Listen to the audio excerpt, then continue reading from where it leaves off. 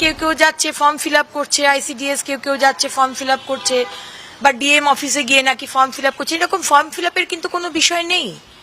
সুতরাং let me make it very very clear, যারা লক্ষ্মীর ভান্ডার পেয়েছেন তাদেরই নাম ট্রান্সফার হয়ে যাবে ভেরিফিকেশনের পরে। ভেরিফিকেশন আমাদের দপ্তর করবে, এখানে আপনাদের ভেরিফিকেশনের কোনো বিষয় নেই। ভেরিফিকেশনের কিছু বিষয় নেই, মানে যারা লক্ষ্মীর ভান্ডার পাচ্ছিলেন তাদের নামটাই ট্রান্সফার হয়ে যাবে অন্নপূর্ণা ভান্ডারে।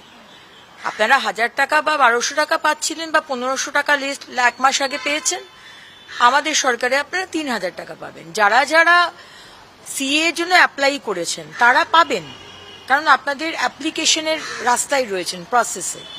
যারা ট্রাইব্যুনালে অ্যাপ্লাই করেছেন তারাও পাবেন, কিন্তু যাদের নামটা কাটা গেছে সেটারও ভেরিফিকেশন হচ্ছে। যারা ধরুন 15 বছরে পাননি, আরে বিজেপি করার জন্য আপনাকে দেওয়া হয়নি, বা আপনি খুবই গরিব কিন্তু তাও আপনাকে দেয়নি, তাদের আমরা শুরু করব। আমরা অলরেডি পোর্টাল খুলছি, এখনো কিন্তু পোর্টাল রেডি হয়নি।